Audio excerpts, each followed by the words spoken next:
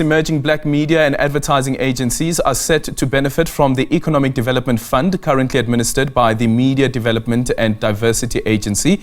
The fund emerged from fines that the Competition Commission issued against the major media companies that were involved in anti-competitive behaviour within the media industry in 2015. For more on the story, we are now joined in studio by the Media Development and Diversity Agency Executive Manager, Mzuvukile Kashe, who's joining us in studio. Mzuvukile, good morning. Thank you so much for making time for us. Good morning, Aldrin, and good morning to SABC viewers. Yep. Tell us, how much is in the kitty? Well, in the kitty is about 38 million. If I have to estimate, it's about 38 million. It's about 38 million? Yeah. Okay. So because it is funds that come from the fines that have been issued by the Competition Commission, does it mean that the 38 million is only the 38 million, and after that 38 million has been used up, there won't be any other fund?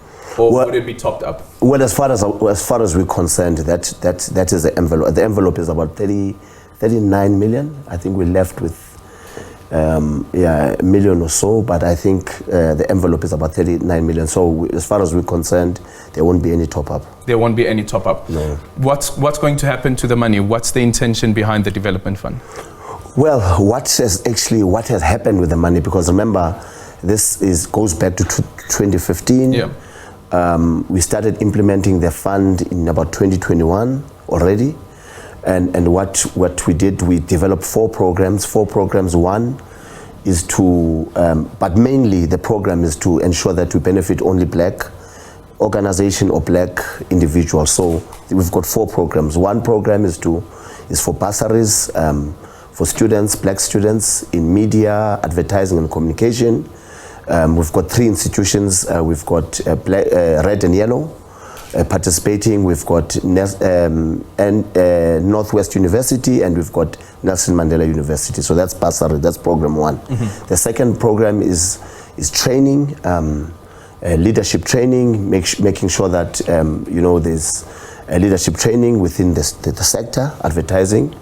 That's program two. The third program is to actually give grants now and fund startups. And then the fourth one is to fund existing organization within the, as I've said, communication, advertising, and marketing organization. Yeah. And when it comes to the startups, are there any good stories that you can tell us and share with us around how those startups have been funded and where they are so far? Yeah, certainly there are many. The one that comes to mind is that we have funded a young man. He's 34 years old. He's from Soshanguve, born and bred in Soshanguve. He's been in the media space. He's been working for the outdoor, which is billboard space. He came to us and said, look, I want to have my own billboard. We funded him. He built his own digital billboard. He's a billboard owner. He's right in front of what is called Soshanguve Crossing. So there's a mall called Soshanguve Crossing. He's an owner. He's got his own digital billboard. And I mean, he's now meaningfully participating now in the economy of the country, because all along he's been employed, he's been running around. And I mean, we all know that the outdoor service is still not yet transformed. So I mean, to have a 34-year-old having a digital billboard, I mean, that is just on its own, it's a good story. But besides that, we funded many organizations. Others have started a podcast.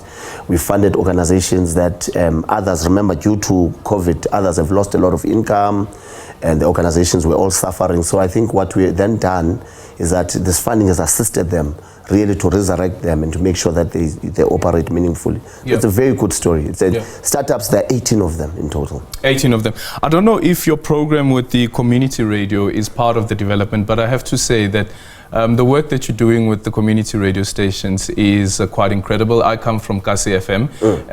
That's where I started my career. And when I look at the quality of the studios of Kashe FM, like, they're right on par with commercial radio. So well done. Tell us about the strategy around community media. Well, thank you for that, Aldrin. We try. I think we've always maintained that to ensure that the quality of, because remember, the studio is a significant part of a station. So you need to ensure that you've got quality infrastructure so that you've got quality output. So there we don't compromise. So the type of equipment that we buy, we've always said, in fact, when we post around, we always say that they are actually better than the public broadcaster. we just level up the public broadcaster. And we want to make sure that there's quality output. We want to ensure that advertisers that want to come in and advertise in community radio stations can see them and appreciate the infrastructure, and then they should not doubt that if they give their business to community radio station, that there will be the output will be compromised. So there, it's just standard. We've got a standard terms of reference, and we've benchmarked that with top commercial radio station to ensure that our studio is top notch. And I have to say that anyone who is watching this, go on to social media and search some of the community radio stations, and you'll see some of the equipment that they have. It's quite incredible. Let's quickly speak about the 12-month-long mentorship program that focuses specifically on finance and HR management. Yes, so it's part of those 4 programs that I've said. That's part of the Economic Development Fund.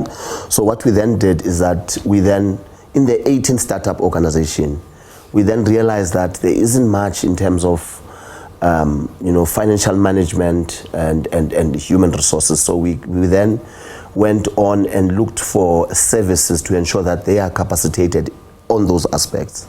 So there's a training, there's a mentorship program, and there's a training for 12 months. They are taken through, so they go through basics in terms of financial management. They are being assessed in terms of, because I think one thing about small businesses that we just get there and we just run our businesses.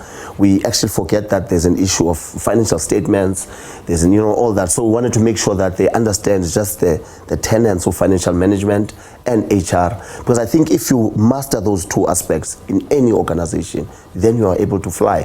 So we are taking them through a 12-month program, which is mentorship. So it includes face-to-face interaction, it includes virtual mentoring, it includes some form of assessment, so that the 18 organizations which we're funding, at the end of the 12-year tenure, they're able then to just basically fly. Yeah. Speaking about the finances, speak to us about the measures that you then put in place to ensure that the money that is being given to the beneficiaries is actually used for the intended purpose. Yeah, Alton, that's a very good question. I think because MDDA, we are quite, our core is to grant fund. So because that is our core, I think we're a bit experienced in terms of giving an organization money and ensure that they account.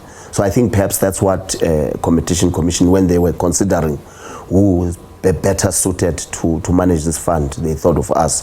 So we've already have mechanisms. We've got systems mechanism to ensure that if we give you 2,000, you report on what you have done with the 2,000, you give us the actual source documents, receipts, whatever, on what you have done to 2,000. And that is all regulated by the grant agreement or fund agreement that we signed with the beneficiaries. So we've got all the measures, the systems, the experience to ensure that the money is used for the intended purpose. So if you're an organization, you are saying, for example, as I made an example of, you want to pay a billboard. If you want to do that, you will sign an agreement saying this is your fair, you'll do an impact assessment. Secondly, you'll ensure that you get an application to municipality. We would all cost that, have different milestones, put that in agreement. And each time you make a transaction, we are able to see that indeed you have done the transaction. So, and then secondary to that, we also go physical verification and make sure that indeed what we have agreed on paper is actually available. Yeah.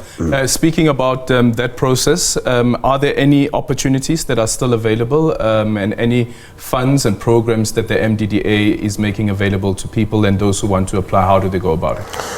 Well, currently there is in terms of the bursaries, because I think we still have bursaries until 2024, 2025. So currently now we're in different universities where students that are still interested in the communication, advertising and marketing space, they are able to get in the bursary fund. The second one is that the leadership program is, I think we're having one with red and yellow next year, March. So the organizations and different, and I think it targets actually black women, because there was a realization that black women are not making so much strides in the sector. So that's still available. The existing organization, that money is exhausted because there was allocated funding. The startups, there's still a discussion because I think although we have given some organization, there might be some remaining funds which we have to internally discuss together with Competition Commission and see whether we can still, people have access to that. But for now, the program is ongoing, and I think we've more or less have implemented most of the money. Yeah. And next year you've got a new CEO. Our very own Shweshe, by the way, from the public broadcaster. No, it's a good thing. Mzuvukile, thank you so much for your time. Mzuvukile Kashe is the executive manager for projects at the MDDA, and they are doing some incredible work, I have to say.